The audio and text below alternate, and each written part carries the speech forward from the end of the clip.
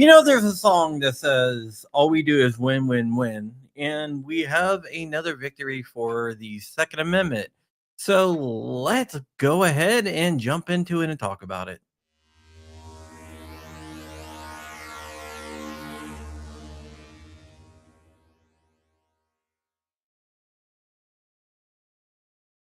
We are back live, and thank you for everyone for tuning in. I am joined by the Flying One, Flying Rich. I am back in the country. As you can see, I'm back in my studio, and today we're going to be talking about what is going on out in New Mexico. There is a case called Ortega versus Grisham. Grisham is Michelle Wuhan Grisham, who is the governor of New Mexico, and she really, really hates guns. There was a case challenging uh, the state's 7-day waiting period to purchase a firearm, which I believe a right denied is a right delayed. I mean, right delayed is a right denied.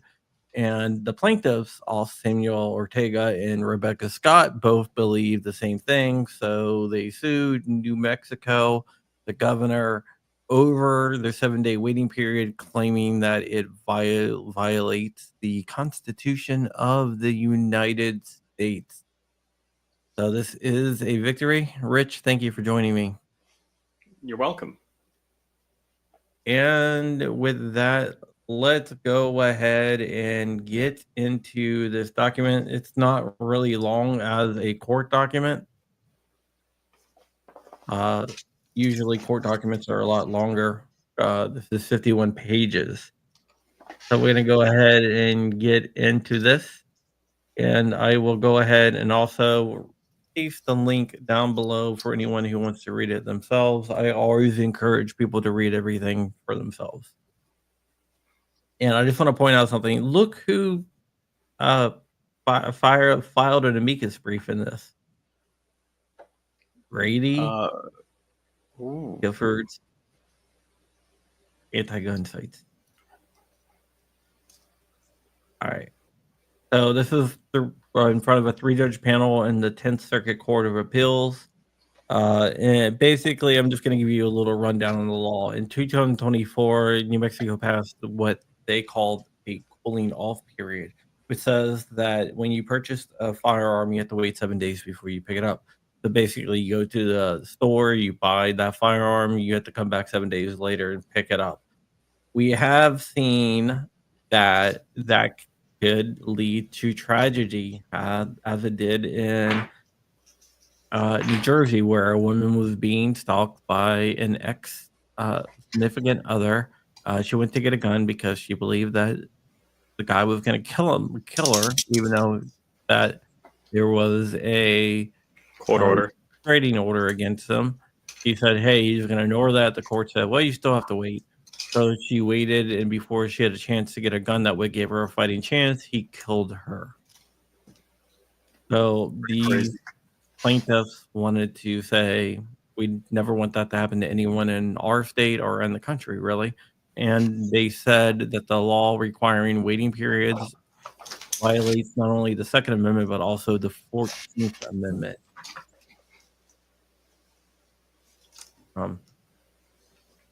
And at the district court level, the district court found for the state and the governor of New Mexico.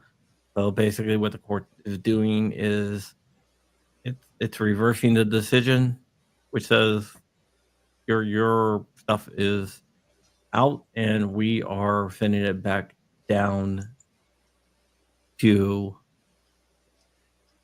you to issue a decision with what we're saying here, which basically says give them the injunction. So the first part of this just goes through the law, the reason why they said the law is passed. Then it talks about Paul Ortega, Mr. Ortega, who is also a retired cop, tried to buy a gun, and Rebecca Scott, who also tried to buy a gun right after the law passed. I think it was the day after it passed. I wasn't sick. I was I was on vacation. And was denied getting their gun hearing right away. So I told you how the district court said that the state was right, blah, blah, blah. And now let's go ahead and get into what the circuit court had to say, the three judge panel for the circuit court.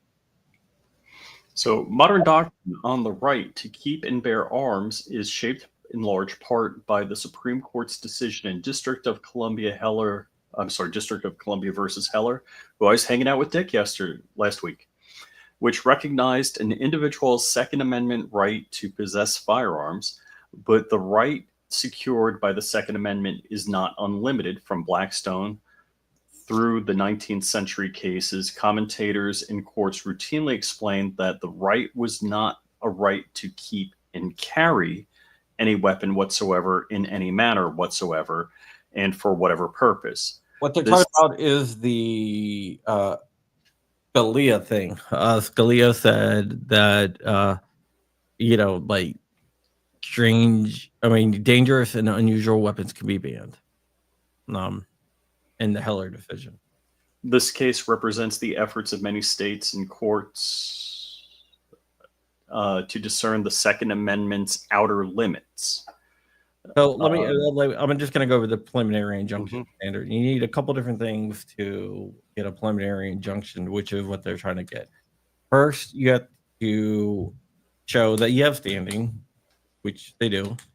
Then you have to show that you are likely to succeed on the merits of the case, which means that the final decision will most likely favor you. And then you also have to prove irreparable harm. Irreparable harm is an interesting thing because it is harm that cannot be rectified with money. Now, if you have your rights violated, the courts have held that can never be rectified with money. So therefore, it is irreparable harm.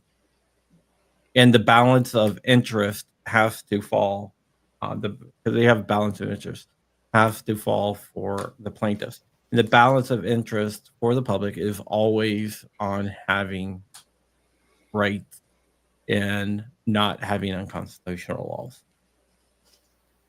Then here it's going to go into the text of the Second Amendment because we start with a Bruin analysis. It just says our Second Amendment analysis, but what they're talking about is Bruin.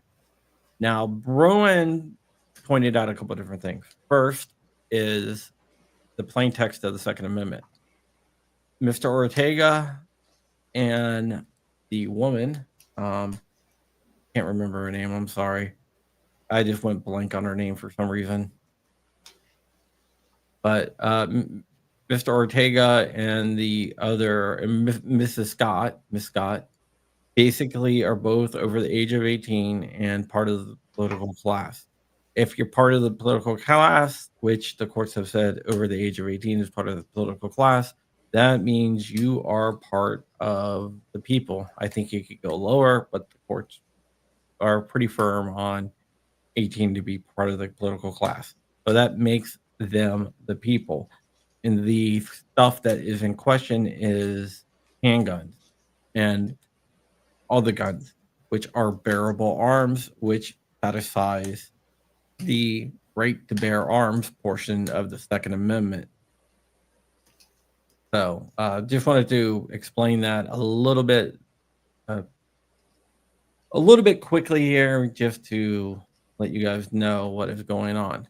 Now, after it's determined that they are part of the people and the arm in question is protected, it falls over to the states or the government, whether it's federal or state government, to provide historical analogs to prove that the current law is consistent with the nation's tradition and history of firearms regulations from the founding era, which is considered 1791, the ratification date of the Second Amendment, although some leftists and some anti-gun people try to push it to 1868 during the period of Jim Crow, the ratification date of the 14th Amendment. In Rahimi, which is another case, it said that a historical analog does not have to be identical, but it has to be remotely similar.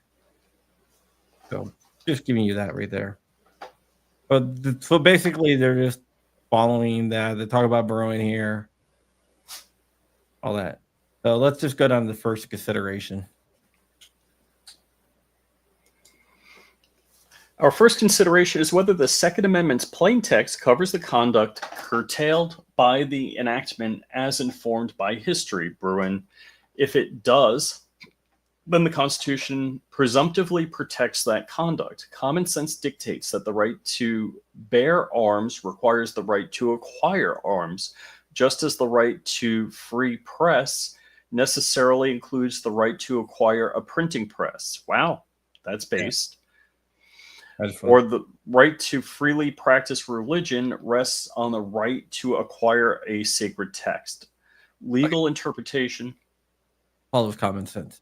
All right. So what the antis tried to do for a long time is says you have the right to bear arms, but you don't have the right to acquire arms. The court over and over and over again have rejected that argument because without the right to acquire arms, there is no purpose to have the right to bear arms. And what they are citing here, Rich called base, is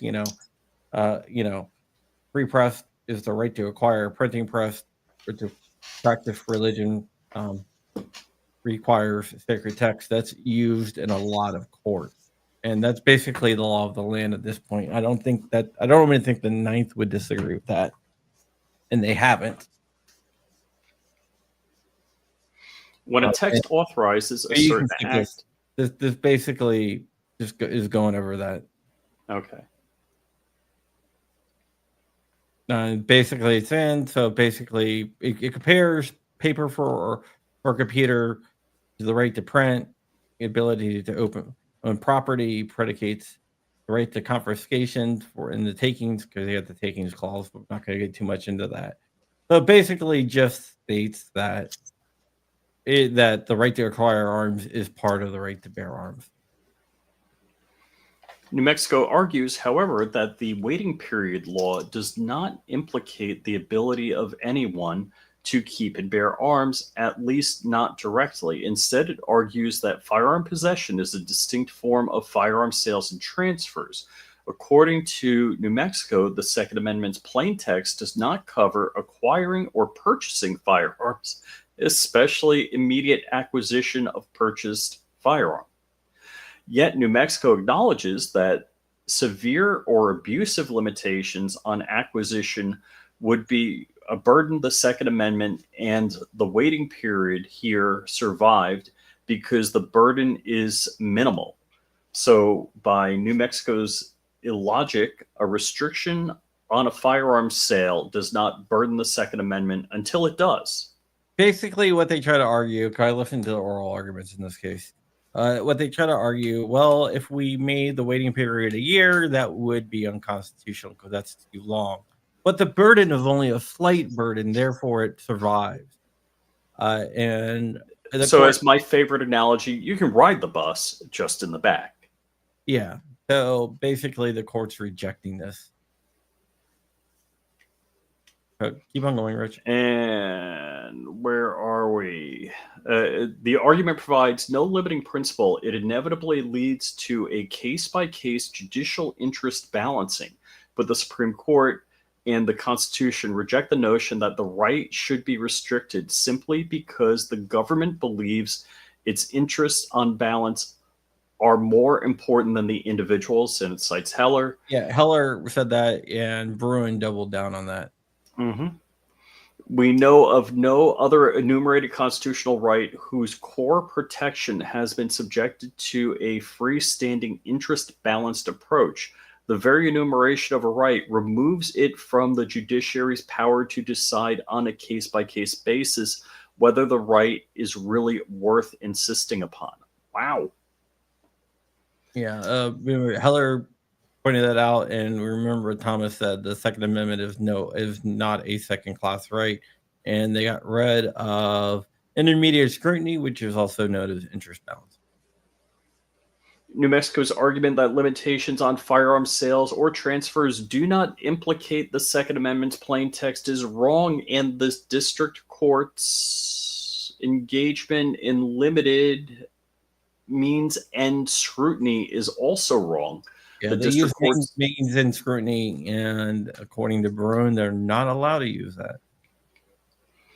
the district court's analysis crediting what it saw as a minimal burden circumvented Heller, Bruin, and Rahimi, landing right back at the freestanding interest balancing approach that those cases explicitly rejected. And All those cases made it clear that there is to be no more interest balancing.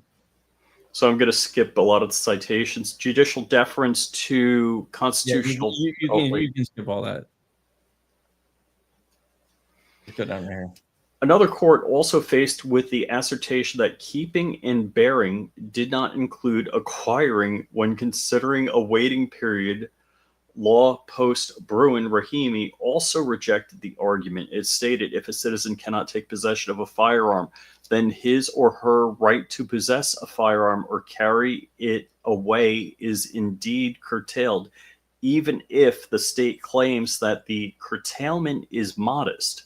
However, the threshold inquiry is whether the Second Amendment covers the conduct curtailed by the act, not a qualitative assessment of how modest the imposition on the right happens to be.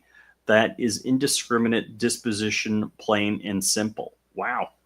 Yeah, basically, they come on to say like a blanket pulling off period or waiting period is unconstitutional.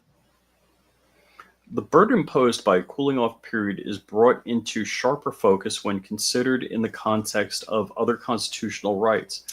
A carte blanche 1 week cooling off period to publish news stories? Oh, okay, I understand where they're going. Unconstitutional. United States versus Quatrain. Okay, basically, then go into the COVID stuff where the Catholic Church had to sue to get their churches back open as well. A prior restraint is not constitutionally inoffensive merely because that is temporary. Temporary closures of churches during COVID, unconstitutional. Catholic Church. Cuomo. Yeah. Oh, good, right? You can go down to here.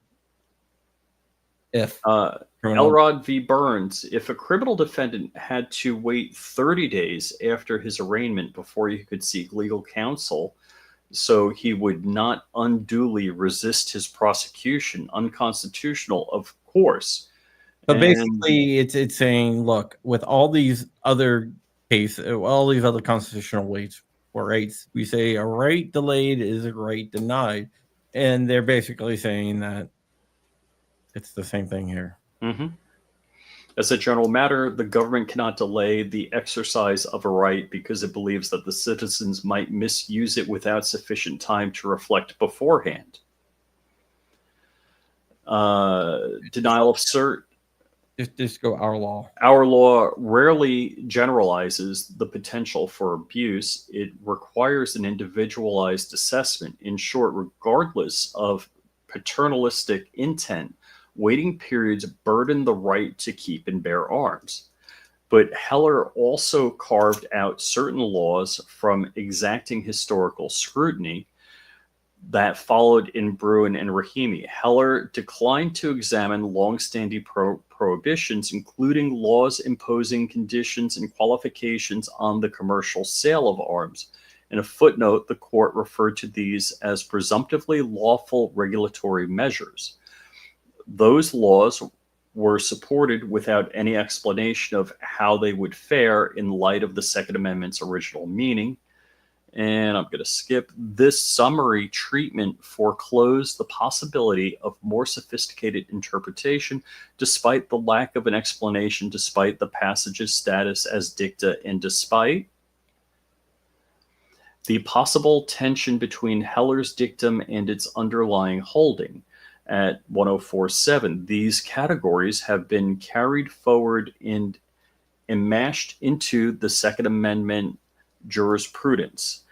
We recently held that some long-standing prohibitions, such as minimum age limits, not only survive Bruin and Rahimi, they also presumptively do not burden the Second Amendment. Rocky Mountain gun owners versus Polis, because the presumptively lawful regulatory measures language first stated in Heller has not been abrogated, it remains good law. Still, courts have only partially fleshed out the boundaries of these commercial conditions and qualifications and other Second Amendment challenges, and we acknowledge the lack of full fleshed out guidance on these safe harbor provisions in RMGO. I don't know what that is. Rocky Mountain gun owners. Oh, okay. That's the case. They're referencing the case. There's a bunch of cases right now that there's one in the 4th, and there's several others, one in the 11th, that is challenging the 21 year old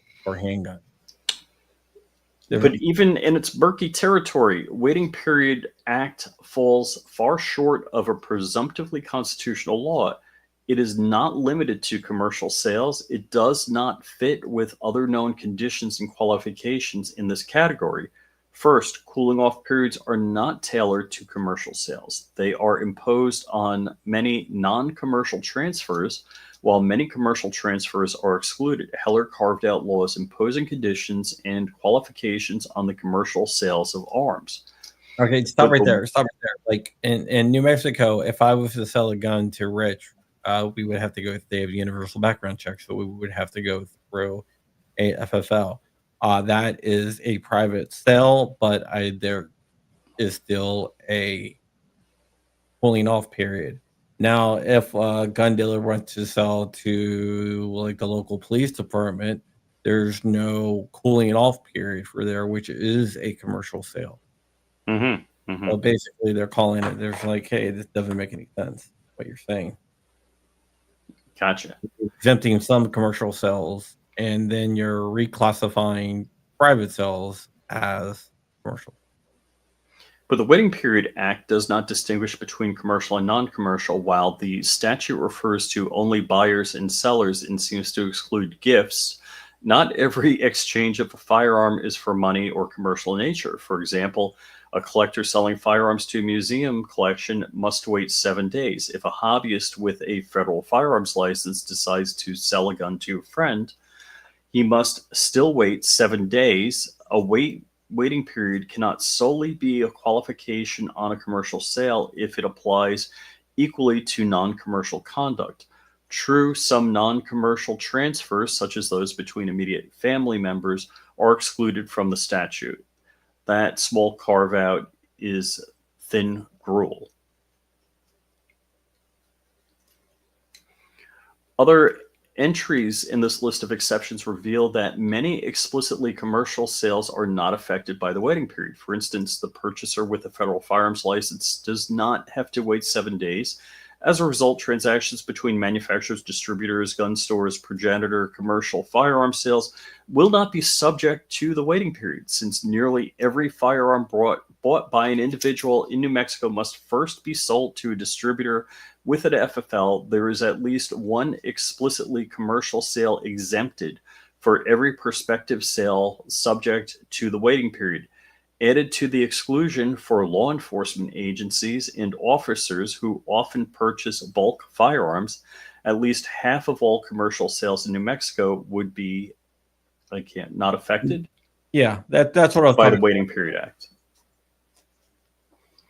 Second, the Waiting Period Act does not impose a condition or qualification like other restrictions considered presumptively constitutional. In Heller, the court listed long-standing prohibitions on the possession of firearms by felons and the mentally ill, or laws forbidding the carrying of firearms in sensitive places such as schools and government buildings, or laws imposing conditions and qualifications on the commercial sale of arms as non-exhaustive list of presumptively lawful regulatory measures. Heller, let's see, in McDonald v. Chicago, the court reiterated that such longstanding regulatory measures were not imperiled by the Second Amendment, and Bruin, in an apparent nod to these categories, the court noted that shall issue licensing regimes under which ordinary citizens presumptively qualify for licenses unless investigations reveal otherwise, are meant to ensure that purchasers were law-abiding, responsible citizens. And that's citing Bruin, because they use narrow, objective, definite standards. They were not constitutionally subject. Yeah, what the courts have a really big problem with is all this is subjective standard. But a cooling off period is not such a condition or qualification. Plaintiffs argued that it is not a condition because it cannot be met by any act, and it is not a qualification because it is universally applicable. They are right. A 7-day waiting period is not a condition on a sale any more than the price of a firearm is. The sale happens regardless, and the waiting period is just an artificial delay on the possession. And an act, the legal stuff and go down to nor is it a qualification. You can just go down to here. it is not enough that a regulation sometimes affects a commercial sale. A blanket waiting period is simply not a kind of with the condition and qualifications imposed by other presumptively lawful measures. See Bruin. Only narrow, objective, and definite standards, and that's Penna v. Lidley. The Supreme Court in Heller could not have meant that anything that could be characterized as a condition and qualification on the commercial sale of firearms is immune from more searching Second Amendment scrutiny. An emphasis added. Go down to by New Mexico's logic.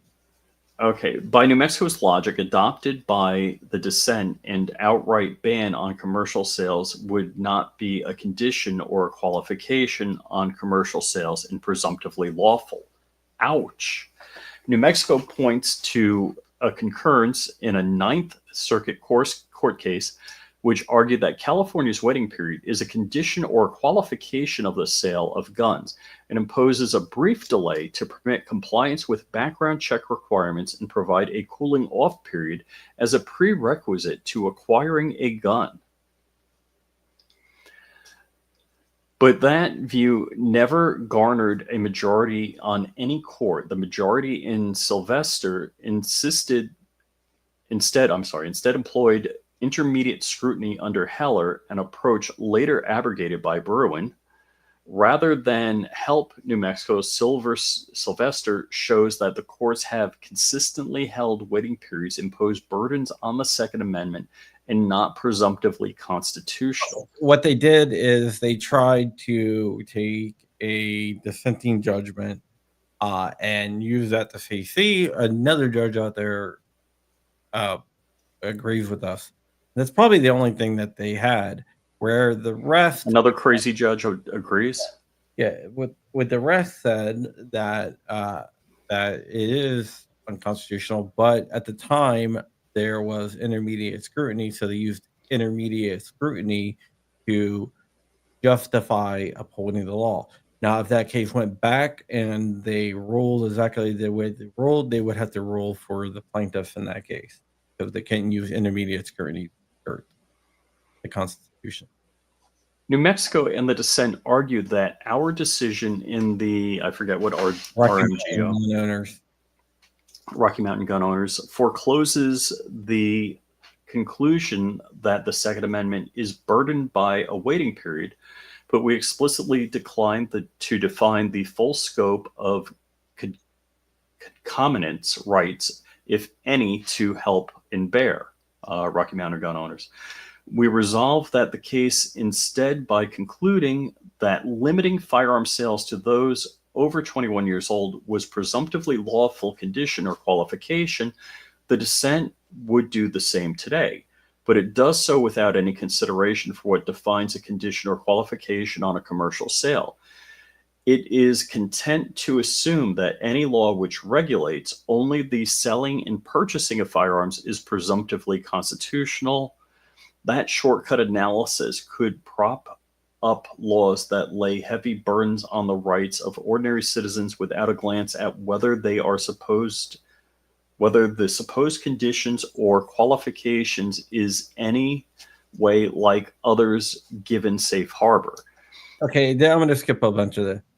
Basically, they're saying that what was argued in Rocky Mountain gun owners and what was argued here are two different things. But and this is funny. They say, well, even if we did think that Rocky Mountain gun owners case and this were related, it still would not give you the victory, and you would still lose. Now we're going to get into where the burden falls on the state to provide historical analogs. Fit with historical tradition, outside the presumptively constitutional exceptions, the validity of laws that fall under the Second Amendment's text is determined by historical history and tradition. In Bruin and Rahimi, the Supreme Court instructed lower courts to follow an originalist methodology in conducting this inquiry. In doing so, we examine our historical tradition of firearm regulation to help delineate the contours of the right. Rahimi, if challenged regulation fits within that tradition, it is lawful under the Second Amendment because the laws may infringe on constitutional rights. It's the government's burden to justify its regulation. To meet this burden, the government must show a well-established representative principle derived from the history and tradition that would inform the text meaning. Modern restrictions must be relevantly I went over all this. similar. I would have to be a dead ringer, but it has to be similar. Why do we? But then it goes in why they need that. But so just go down to here. First, we reject the notion that other waiting period laws themselves carve out a historically grounded principle. They are mostly a modern innovation. The New Mexico points out that the Waiting Period Act's historical pedigree stretches back to 1923, but that which is way, way far away from 1791. Go ahead. That is an oversimplification. True, California's imposed one-day waiting period in that year intended to give officials time to conduct a background check. And cites Sylvester. A few states followed suit over the next few decades, but those early examples are easily distinguished from this one because they were explicitly tied to the time it took to conduct a background check. Until the 1990s, no waiting period was required a prospective buyer to wait longer than was necessary to conduct a background search. Federal law briefly required universal waiting period during the completion of a background check from 1993 to 1998, Brady Handgun Violence Prevention Act, but Congress sunsetted that law from the start, and that waiting period requirement lapsed when the federal government implemented the National Instant Background Check System, 1998. Yeah, so they're saying that there was a background check system in 1993 to 1998, but that was because NICS didn't exist. The first state waiting periods that were untethered to the time it takes to pass a background check or complete certification course did not appear until the 1990s. Sylvester v. Harris. Even now, only about a dozen states impose waiting periods of some kind. Given the few states in which they have persisted and the duration of waiting period laws cannot satisfy the government's burden in Bruin, today's decision should not be understood to endorse freewheeling reliance on historical practice from the mid to 19th century establishment of the original meaning of the Bill of Rights. Any innovations of mid to late 19th century come too late to provide insight into the meaning of the Constitution in 1787. So basically, they're saying that the stuff that they gave for their historical analogs was way too young. It doesn't go far enough. And then what they always try to do is they always try to throw in a bunch of different laws. Like, for example, they try to use like intoxication laws, like laws that said you can't be armed with a firearm while intoxicated to justify their bans. And they always bring up the targeted group bans, which are the racist gun laws. It's funny how they always go back to the racist gun law. Don't you think there would be such a stink attached to that that nobody would reference it? Well, that's all they have. I mean, all gun laws are racist, right? Democrats were racist once upon a time, and we still are. Yeah. In Bruin, the court rejected the government's attempt to characterize New York's proper cause requirement. It's just going to go here, and it breaks all the laws down and says why they don't apply here, which should be pretty obvious. But yet here we are again. Just go down to scope of Injunctive relief. Finally, a word regarding the scope of relief sought by the plaintiffs. The plaintiff requested both facial and as-applied injunctive relief. Because the district court did not grant any relief, it made no findings about the proper scope of any injunction. We remand so that it may do so now. It is the general rule, of course, that federal appellate court does not consider an issue not passed upon below, and citing case law, while the parties. Okay, let me explain something.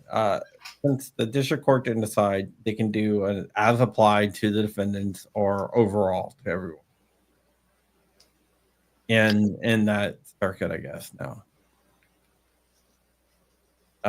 So they're telling the district court that they have to consider that and rule on that. Technically, it should be a facial permanent injunction, like preliminary injunction, because it applies to them. It's going to apply to everyone. So that should be what we get out of that. But I would not doubt that the district court nubs its nose and says it's as applied to defendants only, or these plaintiffs only. Indeed. That's well, cool. And maybe we get rid of waiting periods in Florida also. There is a challenge to those. There is a challenge. All right. So that is definitely good news here. It's another victory for the Second Amendment. We have been racking those up a lot, and it is driving the antis mad. I remember a posting by Everytown, like before Bruin, and it goes, the only thing that the pro-gun side is good at is losing in court. How does it feel now? That's all I got to ask him. How does it feel now? Because we might have lost it with a lot of activist judges, but we win when it gets to the Supreme Court and Circuit Court. Those cases just had to make their way up. Amen. But yeah, that's it. That's it, basically, guys.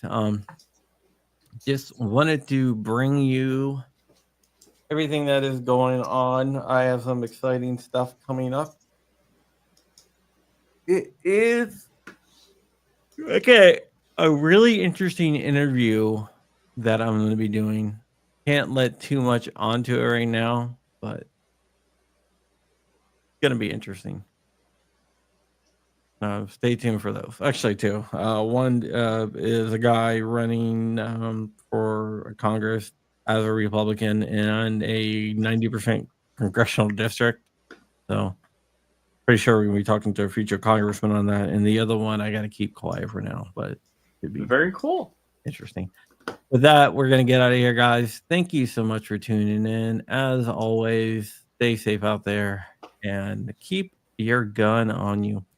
See you guys later. Bye.